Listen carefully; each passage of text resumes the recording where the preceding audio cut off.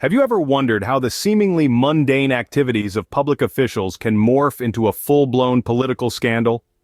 This narrative is a tale as old as time. Today we will be delving deep into one such intriguing story. The story we're about to unfold deals with allegations of corruption that have shaken the core of political integrity. Involved in this intricate web of allegations and accusations are two prominent figures, Dr. Betta Edu and Gbajabiamila. Our tale commences on a seemingly ordinary day in the year 2024. The central character of our narrative is Dr. Betta Edu, who was then the health commissioner of Cross River State in Nigeria. Known far and wide for her compelling charisma and unwavering dedication, Dr. Edu was a figure in her community. She was admired across the state for her relentless pursuit of public welfare and her commitment to the health sector. However, beneath this polished and pristine veneer of respectability, there were faint murmurs and whispers of financial irregularities that were becoming harder to ignore. As the days turned into weeks and weeks into months, the whispers grew stronger and more persistent. It all began when a report from an audit surfaced, casting a shadow of doubt over the financial practices within the health department. This report, now widely known as the Edu Exposé, highlighted significant discrepancies in the department's expenditure. The figures were alarming, and the implications were shocking.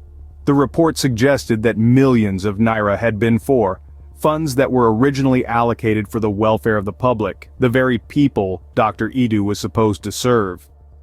The release of this report raised several eyebrows and set the rumor mill into high gear. The whispers grew louder, and the public was abuzz with speculations. The reputation of a respected public servant was under scrutiny, and the trust in government institutions was wavering. This news wasn't just a regular scandal. It had the potential to dismantle the trust of a community in their leaders. The public was eager for clarity, for answers, and more importantly, for justice. The whispers weren't just whispers anymore. They were echoing across the state, demanding immediate attention. This raised several eyebrows, and the whispers grew louder. As the investigation progressed, another name entered the fray: Gbajabiamila, a high-ranking official in the Nigerian government. This was not just any ordinary government official, but a man who held immense influence and power within the corridors of Nigeria's political structure. He was a man known for his strategic acumen, someone who was often seen controlling the chessboard of Nigeria's convoluted politics. The plot began to thicken, much like a suspenseful crime novel, with every passing day. The name that had been brought forward wasn't just another name in a long list of suspects, it was Gbajabiamila. Allegations began to swirl around him, some whispering words of corruption, others speaking about potential financial irregularities. It was as if the black cloud that had been looming over the investigation had suddenly broken into a thunderstorm. The storm of controversy didn't just stop there. Evidence began to surface that suggested Gbajabiamila not only knew of the irregularities but may have even had a hand in their occurrence. It was alleged, by anonymous sources within the investigation, that he was the one who had given the green light to the questionable transactions. His signature, they said, was on the paperwork. This revelation hit the public like a lightning bolt, illuminating the grim reality of the situation. They were shocked. Their trusted official, Gbajabiamila, was possibly involved in this scandal. The news spread like wildfire, causing an uproar among the populace. The atmosphere was one of disbelief, shock, and anger. Then came a twist in the tale. The scandal took an unexpected, almost comedic turn. Gbajabiamila, in his defense, claimed that he thought the approval he had given was for purchasing health equipment, a reason so simple and innocent that it was almost laughable. It was like a scene from a satirical comedy, where the accused, in a bid to escape punishment, puts forth a defense that is as ridiculous as it is unbelievable. His explanation, though humorous, did not receive the reaction he had hoped for. The public, their trust shaken, and the investigators, their suspicions confirmed, were not convinced by his defense. His words fell on deaf ears. The joke, it seemed, was on him. The investigation, however, did not stop at this unexpected turn of events. It continued with the name Gbajabiamila now etched in its annals. As the weeks turned into months, the case against Dr. Edu and Gbajabiamila strengthened. The saga began to unfold like a convoluted political thriller, captivating the nation's attention. The media, in its relentless pursuit of the truth, was ablaze with updates that flowed in an unceasing torrent. Newsrooms across the country hummed with electricity as journalists dissected each revelation, each new twist in this tale of alleged corruption. Public opinion was as varied as it was vehement. It simmered and boiled, becoming a hot topic of debate across the country. Some saw Dr. Edu and Gbajabiamila as victims of a political witch hunt, martyrs being sacrificed on the altar of political manipulation. They were perceived as casualties in a ruthless game of power and subterfuge, where truth was often the first casualty.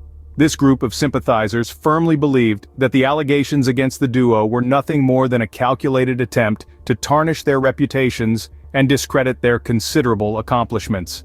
They argued passionately that these two dedicated public servants were being targeted because they posed a threat to the corrupt establishment. On the other hand, there were those who believed that Dr. Edu and Gbajabiamila were corrupt officials who needed to be held accountable. They saw them as symbols of a deeper malaise that had infected the very core of our political system.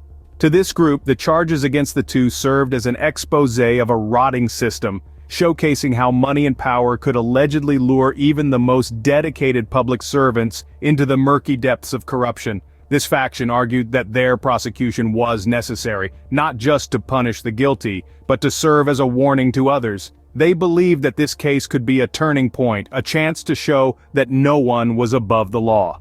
They believed that true justice has no regard for status or position, and that everyone should be held equally accountable for their actions. Even as the debate raged on, the case against the two officials continued to strengthen. Documents were scrutinized, testimonies were recorded, and the legal machinery churned on, dissecting every piece of evidence with surgical precision. In the end, the alleged corruption story involving Dr. Beda Edu and Gbajabiamila served as a stark reminder of the pervasive issue of corruption in politics. The tale of these two officials brings us face to face with the reality that even those entrusted with public welfare can allegedly succumb to the lure of corruption. It is a story that forces us to confront uncomfortable truths about our society and question the very nature of power and integrity. To summarize, the corruption story began with an audit report revealing discrepancies in the health department's expenditure, implicating Dr. Edu. A riveting plot unfolded post this revelation, a narrative that shook the foundations of public trust and accountability, placing the spotlight firmly on Dr. Edu's role. The initial findings of the audit report, unambiguous in their implications, were like ripples in a placid pond, disturbing the serenity of the system. As the investigation advanced, an unexpected twist awaited. Gbajabiamila, a person of notable influence, was drawn into the scandal. The accusations against him were serious. He was alleged to have given a nod of approval to the questionable transactions. Questions were raised, not just about his integrity, but also about the very system that allowed such misuse of power. His involvement added another layer of complexity, intensifying the public's interest, and setting off bells across various institutions. Despite their defenses, the evidence against them continued to mount.